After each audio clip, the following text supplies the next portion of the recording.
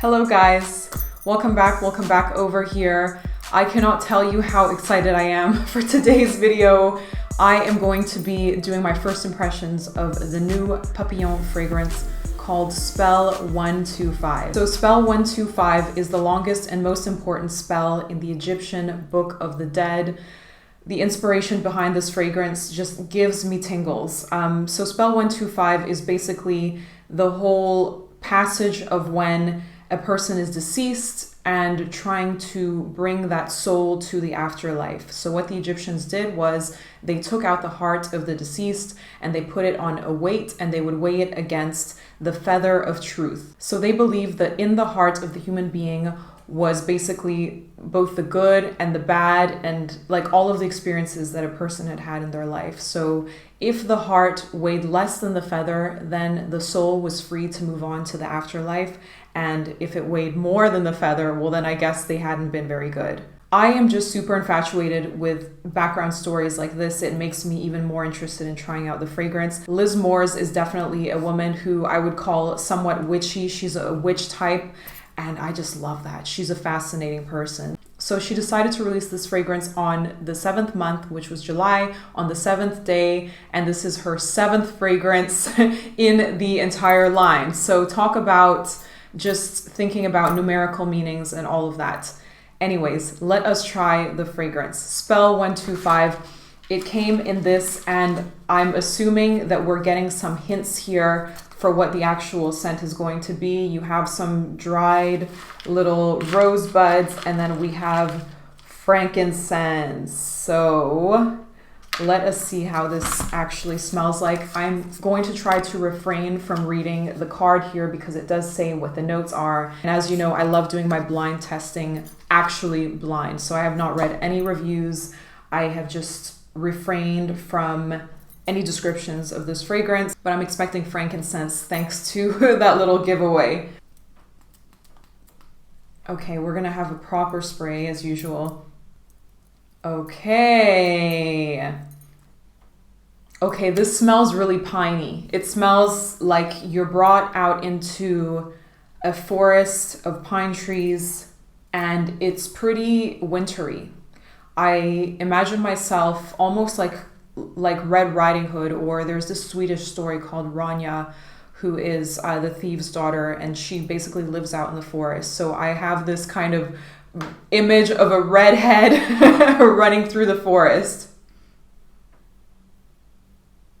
Ooh, that is so nice. It is so natural smelling, and I love that. Like this does not smell like it has a ton of crazy chemicals in here. This really does smell like being, surrounded by pine trees.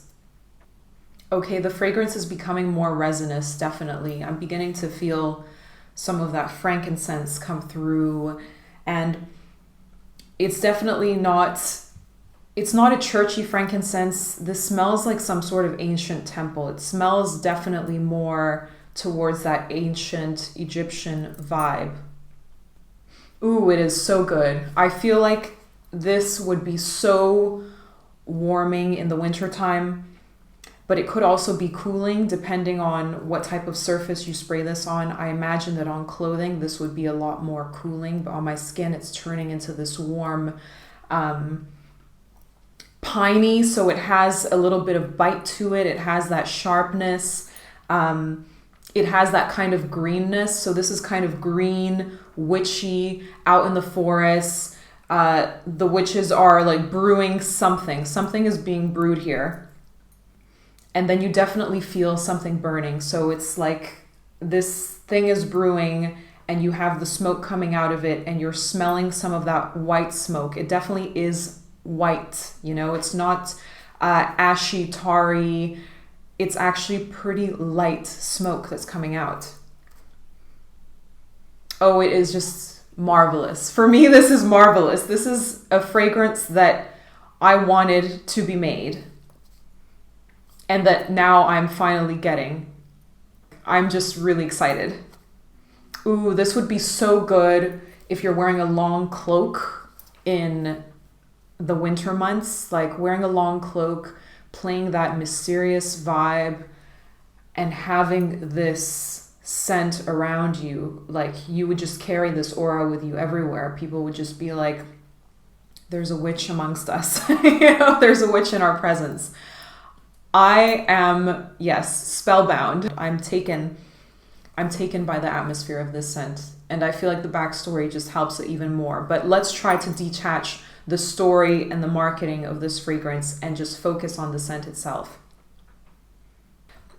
A lot of smoky fragrances can be quite heavy, but like I said, this is a light smoke. It's white in color. It just doesn't drag you down. You can easily spray this around. It feels like you've kind of burnt incense in a room, and then you've walked into that room and you've had that incense sit onto your clothing, and then you've left the room and you still have that scent attached to you. It's not like you blatantly poured yourself with perfume. It just really is.